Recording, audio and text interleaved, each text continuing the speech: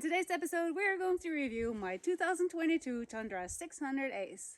We'll be going over features such as the adjustable windshield, the Glovebox extension, the Linq box, the skid plate, bumper, and the mirrors, ice scratchers. Overall, the things we really like about it and the reason why we're selling it. You'll find that out at the end. So without further ado, let's get right into it. This is the 2022 Tundra 600 Ace long track. We love to spend our weekends in the backcountry, and we put our machines to the test in quite a few different ways. So after a couple years of using this beautiful machine, it's time for a review.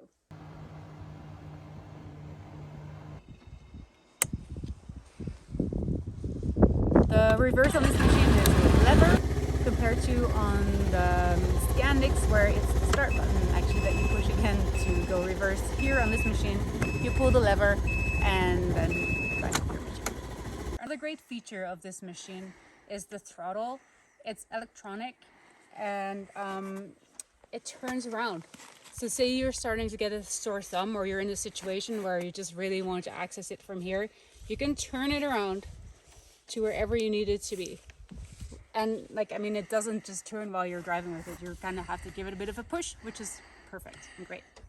So I really love that. And also another great option on this Gen 4 platform is the different options. So you have eco, normal, and sport mode. On eco mode, which I use actually most of the time, or I try to use most of the time, it's more fuel efficient and there's less throttle response. So if, for example, by mistake you press the throttle because you fall, then it's not going to take off on you. Then there's normal mode, where you have a bit more power, or the engine revs a bit higher. It gives you a quicker return for your throttle actions. Does that make sense? Mm-hmm. Then lastly, on sport mode, the engine idles very high and your throttle is very sensitive to the touch, and like every little movement you do has a direct impact, which is great for when you are in situations such as really deep snow and you're towing or you're going up a hill. Just gotta be mindful to not start digging holes. But yeah, that's a really great function. I really like that. So how the engine idles differently. So right now we're in eco mode. Now we're up in normal mode, and then we're going to go up to sport mode. You hear how the engine idle is going up.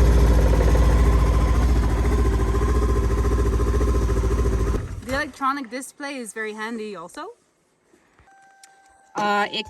It shows you have your fuel gauge and you have your engine temp, but you can change all these settings. Here I have my total mileage. You can change here for the trip. You just hold the button and it resets. You can really fine tune it if you push the button on the bottom here. You choose what you want displayed, if you want RPM, if you want your speed, your speed stat, fuel stat, engine temp, and then you can go into settings. You can switch between miles and kilometers, etc. It's really straightforward and it's actually quite user friendly. So you have an independent hand warmer and throttle warmer. It's really great to be able to control those individually, because sometimes that throttle, your thumb is warm but your fingers are not, and vice versa. So really happy with that, and that's really great. First thing we'll cover is the adjustable windshield. It's really easy to install. And it's quite handy because you can have it set to lower and you can just slide it up here to go higher. The adjustable windshield is really handy if you're going through tight forest. If there's lots of low-hanging branches, you can just slide it down, and then when you get back out into the open, you slide it up so it protects your face from the wind. Next up is the mirrors. I added the mirrors here to be able to see behind me because we travel in groups of 3. And this way I can always see who's behind me. Then once again, if we get into narrow trails, it's easy to turn them down or up, and that way you can still see what's happening, but you don't take as much width on the trail. They work great. Next up, we have the Glovebox extension, which is really handy It can carry your phone and it keeps it warm. In the glove box here, there's a perfect spot for even an iPhone 13 with the big otter case on it to fit right in here. It closes, it's kind of squished, but it works. And then here, you can just do your GPSing. Touchscreen works great. And it's a really great way to see your mapping. If you need to charge your phone, that's no problem at all. There's a slot here and a special holder for your cable that you can plug in the back here with the cigarette lighter plug-in. It's a separate kit, I think, that you need to buy in order to install the Glovebox extension. But we did it ourselves, so it's pretty straightforward to install. So we installed a block heater on both of our machines, and these machines start still well at really cold temperatures. Even after sitting in -30 for multiple weeks, it's no problem. So we've never used a block heater yet. I would say there's no real need for it where we live anyway. So it's been installed right here. If you see it, it's the orange right here. That's the block heater. And then the plug-in for it goes right here, but as you can see, it's never been used yet. I installed the full body skid plate, which goes underneath the belly pan and the running board. Underneath the belly pan, it works great, but the part that goes underneath the running board kept coming off. Going over a tree trunk, this part of the skid plate came off. Let's tie it back up. So after using zip ties for multiple times in a row, I just took them off altogether. So really, this one is really, of course it helps a lot to protect the engine and everything that's in there. So yeah, very happy with skid plate, not so much with the part that goes underneath the running boards. And we'll go over to the ice scratchers. I installed them myself. It's pretty straightforward, great instructions. They come off and they go on pretty easily. The one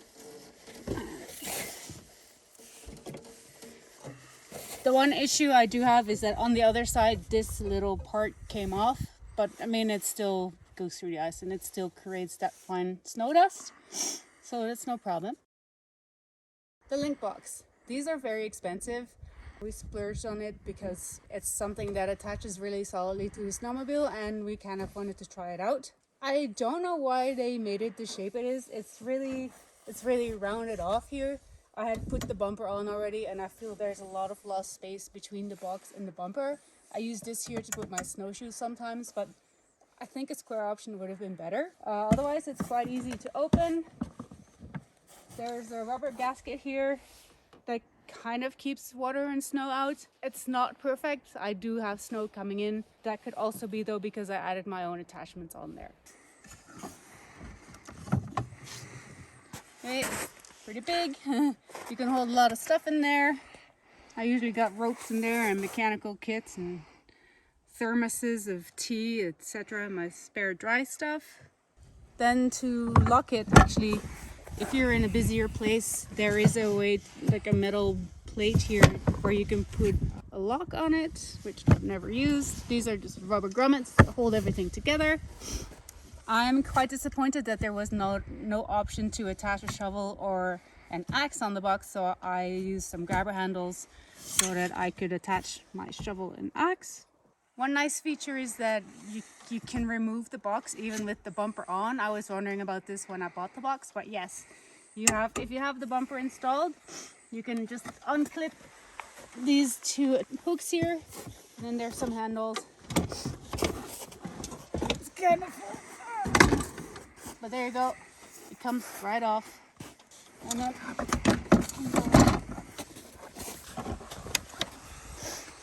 there we go. I think that's all the accessories I added on my snowmobile. A few things that I really like about this machine. One, it has great gas mileage. I can do 100 kilometers on less than 20 liters of gas. Very comfortable. It's very light. It's easy to handle. It's easier to maneuver. It's a great machine for doing what we do. Yeah, I don't remember the gas mileage really, but it's a lot better than what you said. It's pretty amazing. Yeah. It's pretty amazing.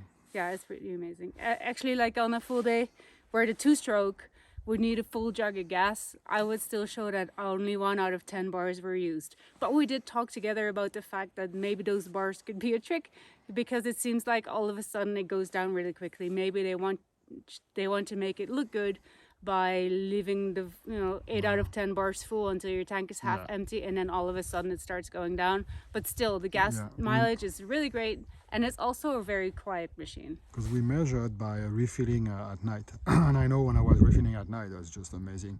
It's like less than half the gas from my snow machine or Justin's snow machine. Yeah, yeah. You can do those trips we did, like you just need like 5 liters at night. This is just amazing. Yeah, that's right. Just amazing. Yeah, yeah, it's really great. And yeah, like I said, it's easy to handle. It's great for towing a load. There you go. Things that we don't like about this machine. The reason why we are selling this beautiful machine, well, there's more than one. There's a few. One is the kind of snowmobiling we're doing is in a remote backcountry, towing heavy loads, breaking trail. Now Philippe has a super wide, Justin has a 440, and I have the Tundra. And what we've experienced on our last trip between Atlanta and Dawson City by snowmobile is that when we have to break trail, it's usually the super wide that goes ahead to do that, but he's also towing the biggest and heaviest load, which is kind of unfair in the group setup. Also, if something were to happen with the super wide, the Tundra may not be able to tow it out of whatever precarious situation it finds itself in. So for the reason of trail breaking and better hauling capacity, we've decided to sell the Tundra, and I'm going to let you guess what we ordered instead. Another reason why we don't really like the Tundra is because the backing up and the lack of power. It seems like when a machine gets stuck, on the old 440 you can just pin it and the track will spin. On this machine you pin it and the belt starts squealing and it doesn't even turn the track, and that's really frustrating. Even when backing up, you can't just build up it just doesn't want to back up nicely. We've tried adjusting the suspension and we've considered re-gearing the machine, because really what we do is slow moving and towing heavy loads, so we need basically more torque. And I think this machine is more made for trail riding rather than the kind of stuff that we're doing. Does that make sense?